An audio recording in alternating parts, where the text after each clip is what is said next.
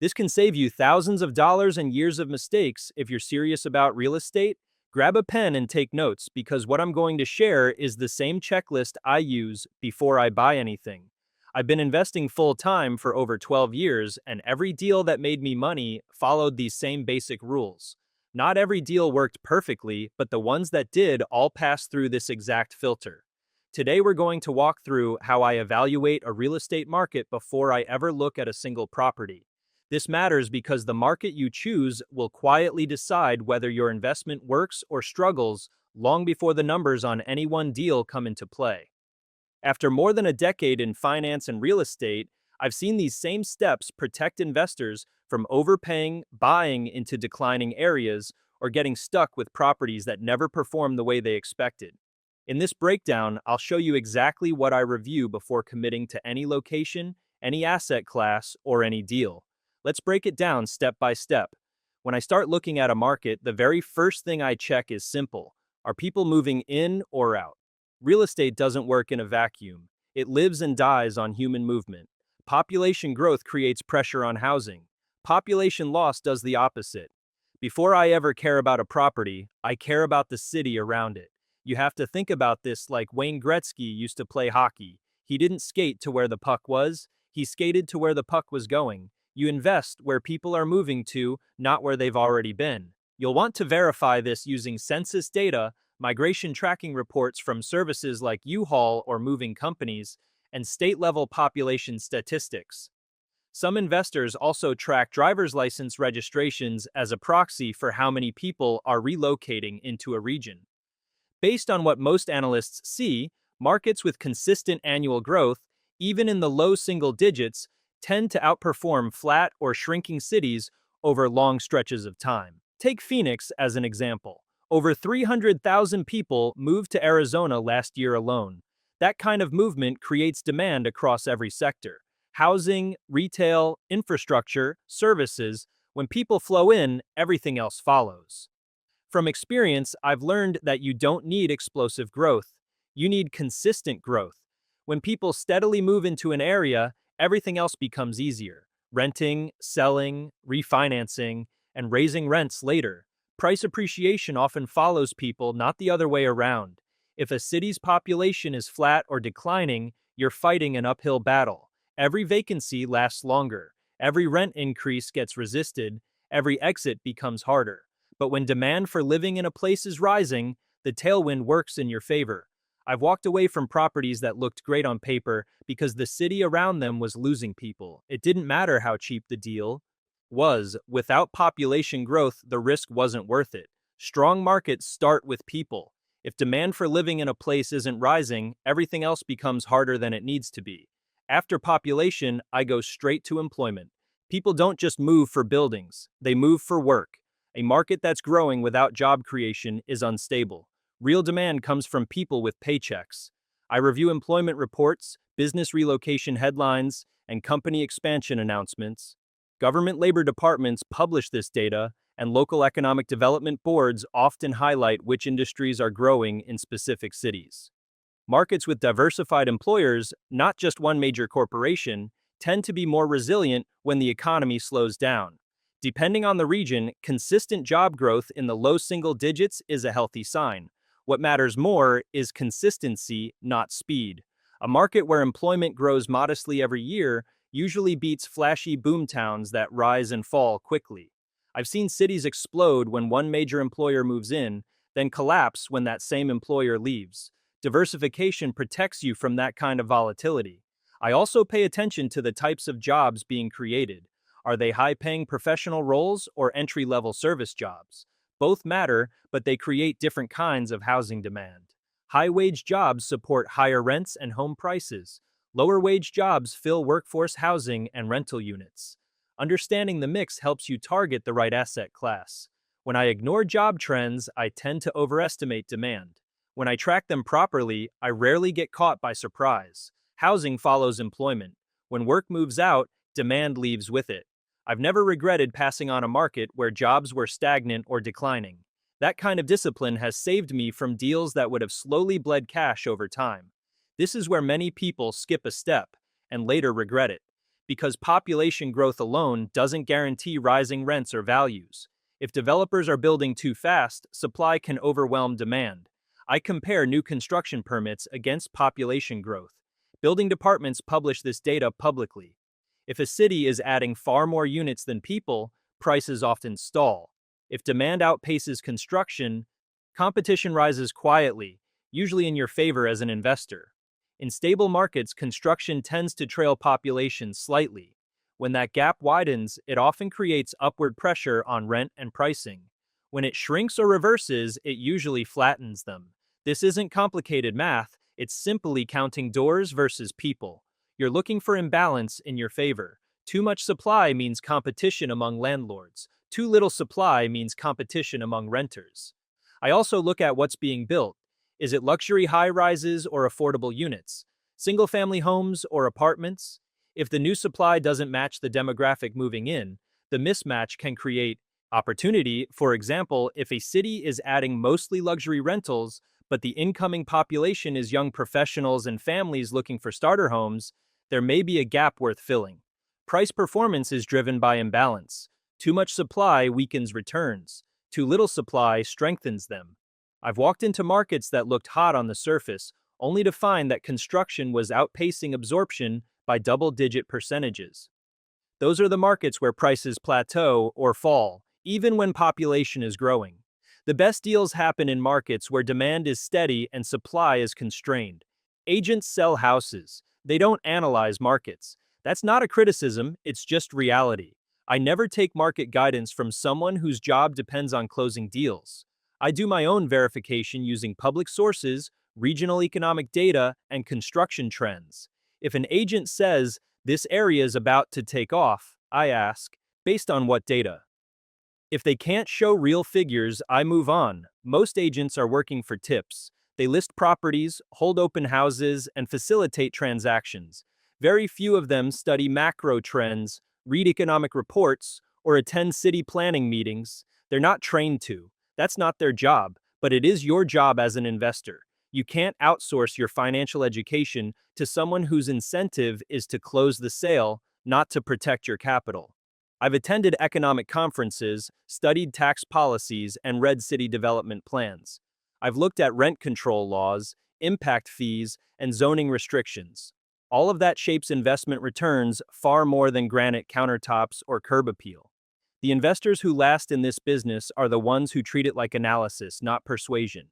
Sales language isn't strategy. Numbers always matter more. Regulations quietly shape profits. Taxes, rent rules, zoning, and ownership restrictions all affect your bottom line. I read state landlord-tenant laws, municipal tax codes, and zoning restrictions. I also check whether eviction timelines are reasonable and whether rent increases are limited in any way.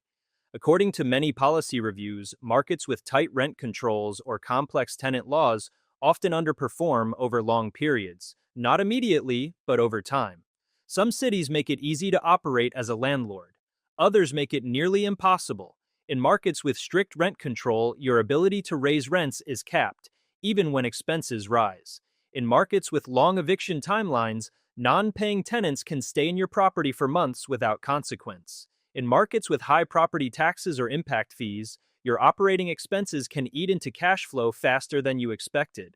I've seen investors buy in California without understanding the Coastal Commission or local rent ordinances, only to realize they couldn't develop, renovate, or raise rents the way they planned.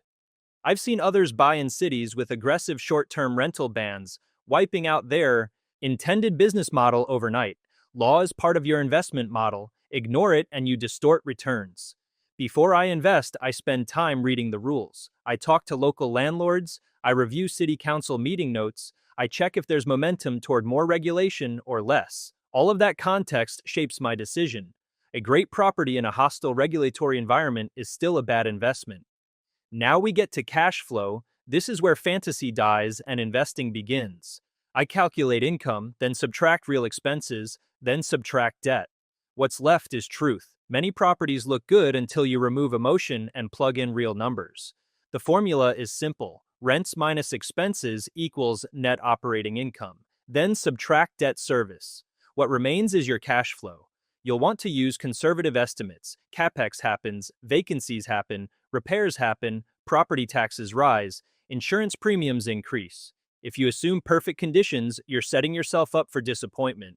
I assume higher expenses and lower income than the seller's pro forma shows. If the deal still works under those assumptions, it's resilient. If it doesn't, it's fragile. I've walked away from deals that looked profitable on the surface, but collapsed once I factored in realistic maintenance costs, property management fees, and vacancy reserves. The properties that made me money were the ones that still had margin after conservative assumptions. When cash flow works, stress falls. When it doesn't, pressure rises. I don't invest for break even, I invest for cushion. This applies whether you're putting down $10,000 or $1 million. It's all about the return. What will this property produce for you or your investors? If the answer isn't clear, the deal isn't ready. I assume rents dip, expenses rise, vacancies happen. If a deal still works under strain, it's resilient. If it collapses under slight pressure, it's fragile. This step has saved me from deals that looked fine on paper but failed in reality. I run scenarios where rent drops by 10%. I run scenarios where expenses increase by 15%. I run scenarios where the property sits vacant for 3 months. If any of those situations break the deal, I don't do it. Market cycle, economy's slow, tenants leave. Your investment needs to survive those moments, not just thrive in perfect conditions. I've also stress tested my exit. What if I can't sell in 5 years? What if interest rates rise and refinancing becomes expensive? What if the market softens and I have to hold longer than expected? All of those questions deserve answers before you commit capital. Good deals survive stress, bad ones don't. I'd rather pass on 10 decent deals than take one fragile deal that costs me everything. Properties are tools, not trophies. I never invest because something is nice. I invest because it produces. I've seen too many investors buy properties they'd want to live in, not properties that generate returns. That's a lifestyle purchase, not an investment. Emotion is the enemy of consistency. If you're buying because you love the kitchen or the view or the neighborhood vibe, you're not investing, you're shopping. There's nothing wrong with that, but call it what it is. Investment decisions should be based on math, market position, and cash flow potential, not on how a property makes you feel when you walk through it. I've passed on beautiful properties in declining markets. I've bought ugly properties in growing markets. The ugly ones made money, the beautiful ones would have cost me. Feelings drain money, systems grow it, debt magnifies both success and mistakes. I never borrow at levels I can't support if income dips. Surviving downturns beats maximizing returns.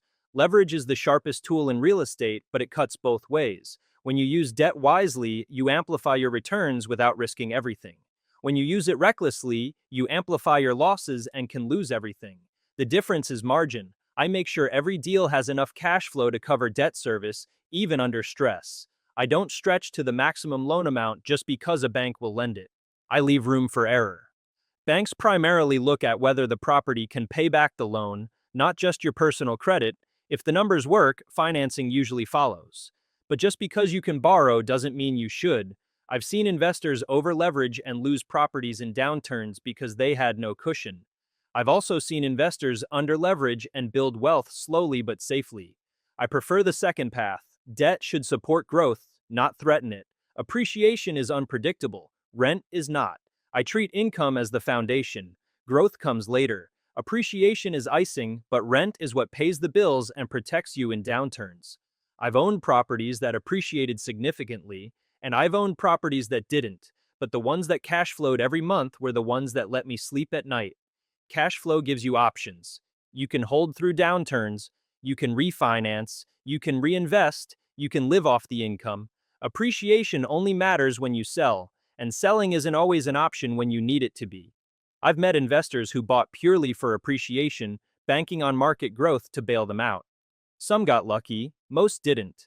The ones who survived focused on cash flow first and treated appreciation as a bonus. Stability pays, speculation doesn't. Capital chases competence. Good investors attract funding. Poor ones chase it. You don't need money or perfect credit to start. Financial knowledge is more valuable than capital. I've structured deals where I brought the knowledge, the deal or the management, and investors brought the capital. We split the upside. Everyone won. Investors fund people who understand real estate fundamentals, not just people with money. If you know how to evaluate markets, underwrite deals, and execute a business plan, money will find you. I've used credit cards, partnered with family, and structured creative financing when banks said no. I've bought land with billboards, increased revenue from 5,000 a year to 48,000 a year, sold the land and created 50,000 in passive income with no money left in the deal. You find opportunities others miss and you make deals that others overlook. Skill compounds faster than money. Partnerships should be built on clarity, not desperation. Structure protects relationships.